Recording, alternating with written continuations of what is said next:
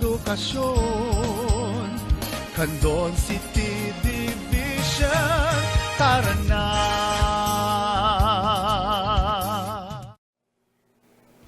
Isang pagbati ng maligaya at masiglang araw, oras at panahon sa ating mga minamahal na mag-aaral, mga masigasig na mga magulang at taga-subaybay ng mga bata. Malugod namin kayong inaanyayahan sa Tirad Fast Network at DepEd Candon City Teleskwela. Kadlungan ng karunungan, tulay sa kahusayan at kaunlaran. Tara na! Ako pala, sige ng Sharon Argakutan, ang iyong guro. Sa unang episode ng ating aralin sa Pilipino, baitang ikawalo sa araw na ito. Ngayong araw, ang ating paksang tatalakayin ay ang karunungang bayan. Para sa ating aralin ngayon, inaasahan na iuugnay ang mahahalagang kaisipang nakapaloob sa mga karunungang bayan sa mga pangyari sa tunay na buhay sa kasalukuyan. Kalawa, na isusulat ang sariling bugtong sa lawikain o kasabihan na angkop sa kasalukuyang kalagayan. Handa ka na ba sa ating aralin? Kung handa na, magsimula na tayo. Magbabanggit ako ng ilang bugtong at palaisipan na siyang bibigyan ninyo ng tamang kasagutan. Para sa unang bilang, hayan na si Kaka, bubuka-buka ka.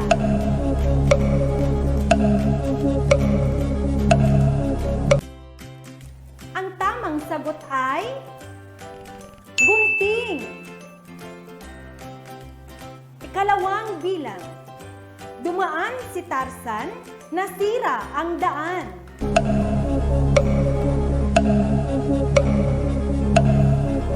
Ang tamang sagot ay zipper. Ikatlong bilang, ate mo, ate ko, ate ng lahat ng tao. Ang tamang sagot ay atis. Ikaapat na bilang, ano ang makikita sa gitna ng dagat?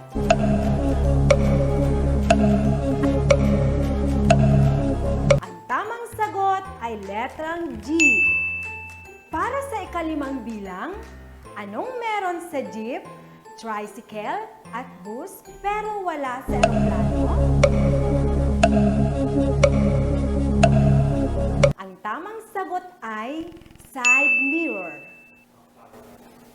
Nakuha mo bang mga tamang sagot? Napakahusay! Dahil ipinamalas ninyo ang iyong katalinuhan sa pagsagot sa mga katanungan. Bago natin talakayin ang karunungang bayan, ay magkakaroon muna tayo ng pahapyaw na pagtatalakay sa kalagirang kasaysayan ng panitikan.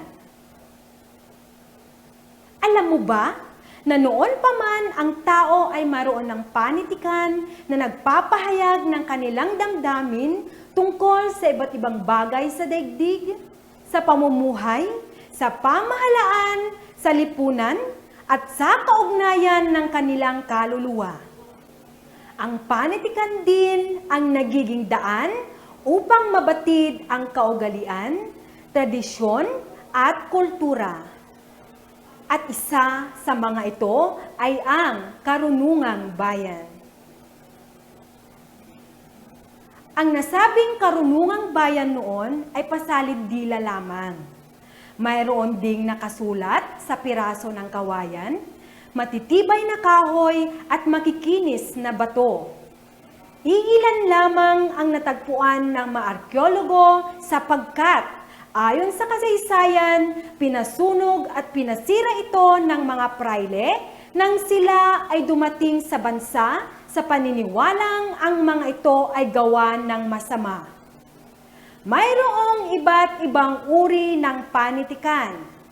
Isa sa mga ito ay ang karunungang bayan.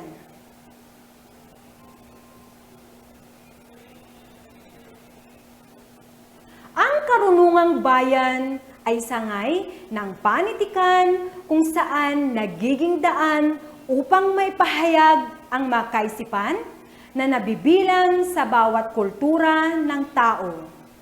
Ito ay tumutukoy sa isang klase o uri ng panitikang idinadaan sa pamamagitan ng pagsasagot o paghuhula. Ginagamit ito bilang idiomatiko na may malalim na kahulugan kaysa sa literal na kahulugan nito, kaya't kinakailangan ang malalim na pag-iisip. Ito ay ginagamit upang mapatalas ang kaisipan. Ito ay hango sa karanasan ng mga matatanda. Nagbibigay ng payo tungkol sa kagandang asal at mga paalala. Ito ay nakatutulong sa pag-angkin ng kamalayang tradisyonal na nagpapatibay ng pagpapahalagang kultural.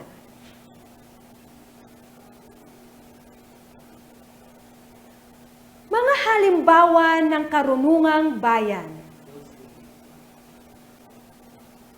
Una ay ang salawikain. Ito ay nakaugalian ng sabihin at nagsisilbing batas at tuntunin ng kagandahang asal ng ating mga ninunong naglalayong mangaral at umakay sa makabataan sa pagkakaroon ng kagandahang asal na ang halimbawa nito ay katulad ng paggalang sa mga nakatatanda at pagtulong sa ating kapwa. Halimbawa nito ay, ang buhay ay parang gulong, minsan nasa ibabaw, minsan nasa ilalim. Tama! Hindi sa lahat ng pagkakataon tayo ay nasa magandang sitwasyon ng buhay. May mga problemang darating sa atin. May mga panahon na malungkot ka at masaya. Isa pang halimbawa natin ay, kapag may itinanim, may aanihin. Ngayon, kayo naman ang magbibigay na maikling paliwanag na siyang isusulat ninyo sa inyong mga kwaderno. Naisulat mo ba ang pagpapaliwanag sa iyong kwaderno? Kung gayon, binabati kita. Nasusundan mo ang ating paksa. Ang ikalawa ay ang sawikain. Ito ay nagtataglay ng talinghaga sapagkat ito ay may nakatagong kahulugan. Tinatawag din itong idioma o kaya naman ay euphemistikong pahayag. Unang halimbawa natin ay lumang tugtugin na ang kahulugan ay laos na o alam na ang lahat, ang ibinalita o ikinuwento. Ikalawang bilang ay makapal ang mukha na ang ibig sabihin ay pangahas o hindi nahihiya. Ang ikatlo ay ang magbanat ng buto na ang kahulugan ay magtrabaho o maging masipag upang mabuhay. Ikaapat ay ang maghalo ang balat sa tinalupan na ang ibig pakahulugan ay mag-away-away. At ang panghuli ay mahapdi ang bituka na ang ibig sabihin ay gutom o hindi pa kumakain. Maliwanag na ba mga mag-aaral? Nauunawaan mo na ba kung ano ang sawikain? Magaling! Ikatlo ay ang tinatawag nating kasabihan.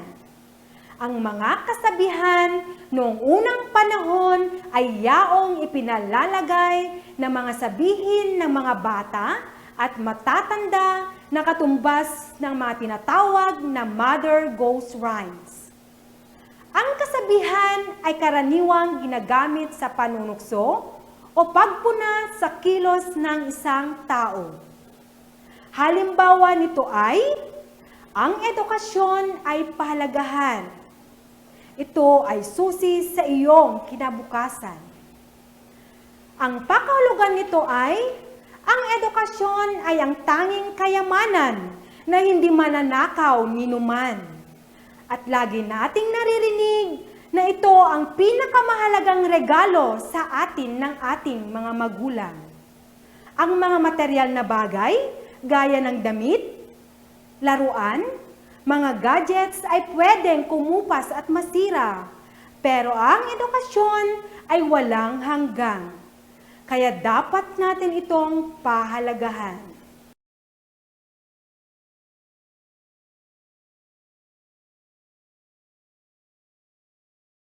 Tama! Ang edukasyon ay ang tanging kayamanan na hindi mananakaw ninuman. Iba pang halimbawa ng kasabihan ay, anuman ang iyong gagawin, makapitong beses mong iisipin. Ngayon, kayo naman ang magbibigay ng maikling paliwanag na siyang isusulat ninyo sa inyong mga kwaderno. Naisulat mo ba ang pagpapaliwanag sa iyong kwaderno? Kung gayon, binabati kita na susundan mo ang ating paksa. Ang ikaapat ay ang bugtong. Ito ay pahulaan sa pamamagitan ng paglalarawan. Ito ay binibigkas ng patula at may 5 hanggang 12 pantig. Ang mga Tagalog ang pinakamayaman sa bugtong. Unang halimbawa natin dito ay, isang pasukan, 3 ang labasan. Ang sagot ay, damit. Ang ikalawang halimbawa ay, palda ni Maria, ang kulay ay iba-iba. Ang sagot ay, bahaghari.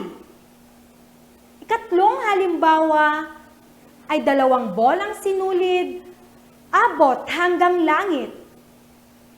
Ang sagot ay, mata. Ngayon kayo naman ang magbibigay ng kasagutan sa babagatin kong bugtong na siyang isusulat ninyo sa inyong mga kwaderno. Iba pang halimbawa natin ay, una, maliit na bahay puno ng patay. Nagtago si Pedro, nakalabas ang ulo. Pangatlo, baboy ko sa pulo, balahiboy pako.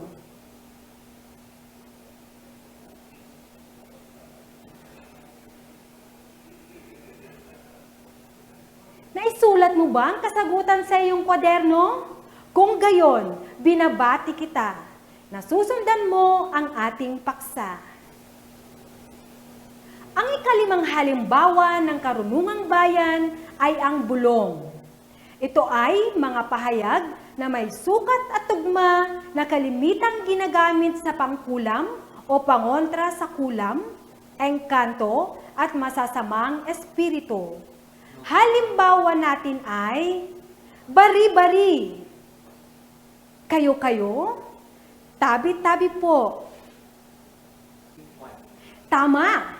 Madalas natin itong sinasabi kapag umiihi o tayo ay nasa madidilim na lugar na pinaniniwalaang may mga nakatirang nuno sa punso o di kaya'y mga engkanto.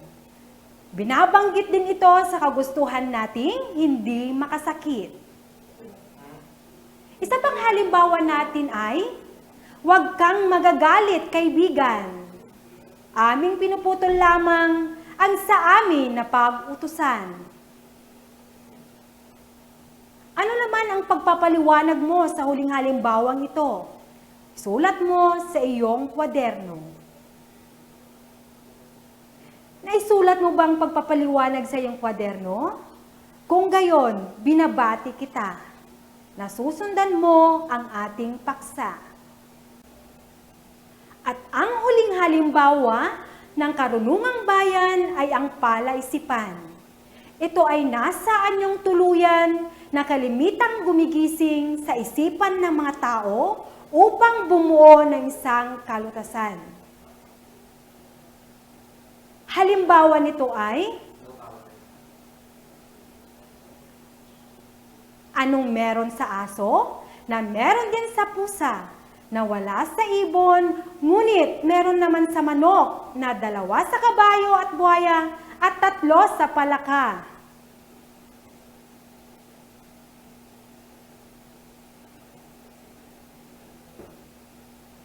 At ang kasagutan ay letrang A. Ngayon, kayo naman ang magbibigay ng maikling paliwanag na siyang susulat ninyo sa iyong mga kwaderno. At ito ang halimbawa na tanong. Bakit binubuksan ang bintana tuwing umaga?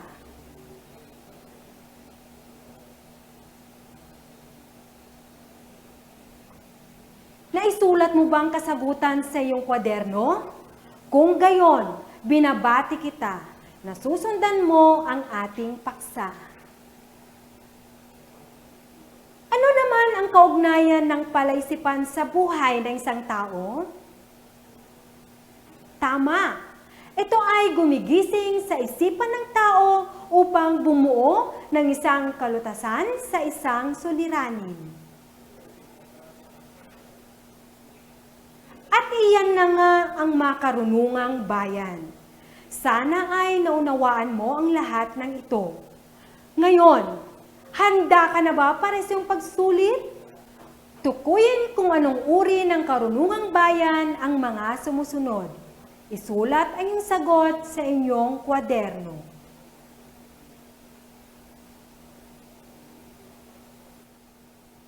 Unang bilang, ang taong matyaga natutupad ang ninanasa.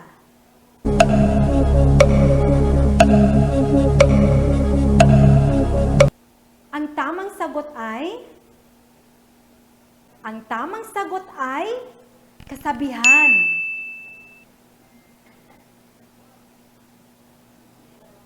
Ikalawang bilang ay kapag ang tubig ay magalaw, ang ilog ay mababaw.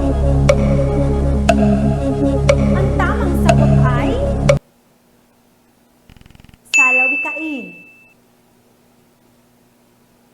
Ikatlong bilang, mahabang kamay ng isang magnanakaw.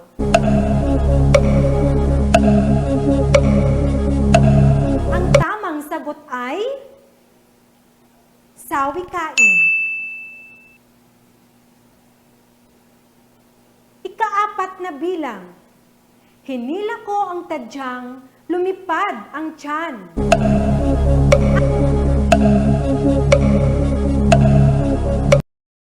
Ang tamang sagot ay bugtong. At panghuling bilang, may isang bola sa mesa, tinakpan ko ito ng sombrero. Paano nakuha ang bola nang di man lang naggagalaw ang sombrero?